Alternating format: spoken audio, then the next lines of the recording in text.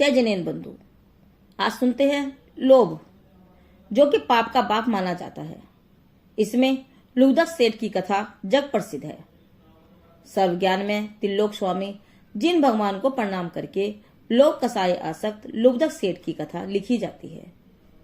अभय महान चंपापुरी का राजा था। उसकी रानी पुंडरीका थी। उसके नेत्र पुंडरीक कमल जैसे थे। उस नगर में लुब्धक सेठ अपनी पत्नी नागवसु तथा 2 हसमुख पुत्र गरुड़दत्त और नागदत्त के साथ रहता था। लुब्धक सेठ अत्यंत धनी था। बहुत धन खर्च करके उसने यक्ष, पक्षी, हाथी, ऊंट, घोड़ा, सिंह, हिरन आदि पशुओं की सेना की एक एक जोड़ी बनाई।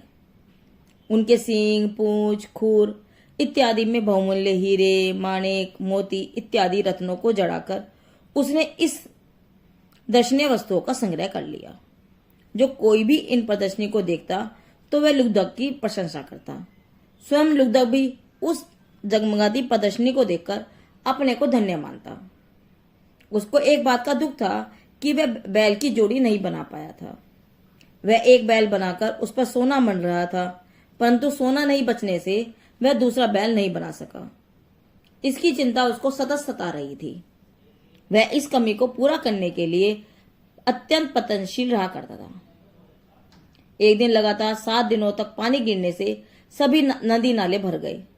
कर्मवीर लुब्धक ऐसे समय में भी अपने दूसरे बैल के लिए लकड़ियां लेने स्वयं नदी के किनारे पर गया।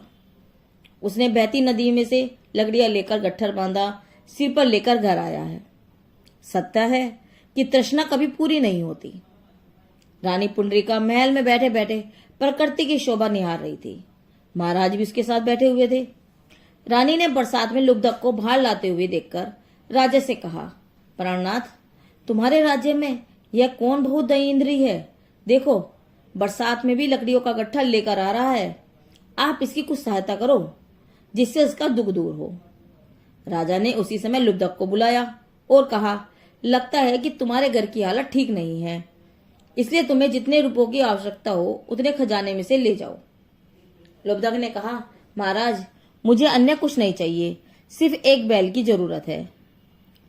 तब जब राजा ने अपने बैलों में से एक बैल ले जाने को कहा, तब राजा के समस्त बैलों को देखकर लुब्धक ने राजा से कहा, पृथ्वीपति, आपके बैलों में मेरे बैल जैसा एक भी नहीं है। यह सुनकर राजा को आश्चर्य हुआ। उसने लुब्धक से कहा, भाई, तेरा बैल कैसा है, मैं देखना चाहता हूं। लुब्धक प्रसन्नता से राजा को अपने घर ले गया और अपना सोने का बैल दिखाया। राजा ने जिसे बहुत दुखी माना था, उसे बहुत धनवान देखकर राजा को अत्यंत आश्चर्य हुआ। लुब्धक की पत्नी नागवसु ने राजा को अपने घर आया देखकर उसको भेंट करने के लिए स्वर्ण थाल को बहुमूल्य रत्नों से सजाकर अपने पति के हाथ में देकर कहा, हे प्रभु, इस थाल की भेंट महाराज को प्रदान करो। थाल को रत्नों से भरा देखकर लुब्धक की छाती फटने लगी, परंतु महाराज समीप में होने से उसे थाल हाथ में लेना ही पड़ा।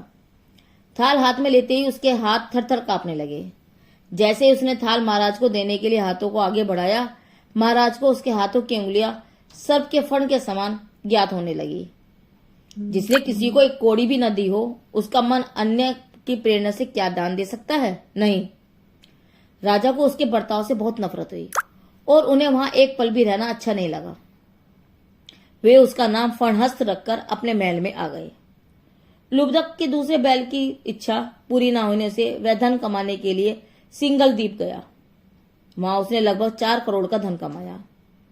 जब वह अपना धन जहाज पर लेकर वापस आ रहा था तो समुद्र में तूफान आने से जहाज डूबकर समुद्र के विशाल गर्भ में समा गया। लुब्धक वहां आत्म ध्यान से मरकर अपने धन का रक्षक सर्प हुआ। तब भी वह उसमें किसी को एक कौड़ी भी नहीं लेने देता था।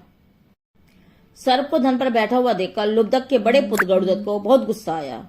उसने उसी समय उसे मार दिया। मरकर वह चौथे नरक गया, जहां पाप कर्मों से महाकष्ट भोगना पड़ता है। इस प्रकार क्रोध, मान, माया, लोभ आदि के वश होकर जीव अनंत काल तक दुख भोगता है। अतः सुख अभिलाषियों को लाभ आदि का परित्याग करके जिनेन्द्र भगवान के आदेश अनुसार धर्म का आचरण करना चाहिए, जो धर्म मोक्ष प्रदायक है। यह कथा हमें बोध कराती है कि जीव लोभादि कसायों के वश होकर कैसे कैसे दुख भोगता है। अतः इन कसाय भावों का अभाव करने के लिए निज अकसाय स्वरूप आत्म तत्व की दृष्टि और अनुभूति प्रकट करने का पुरुषार्थ करना चाहिए। लुब्धक सेठ की यह कथा बोधि समाधि निदान से ली गई है। जिनदेव की वाणी आगम वाणी।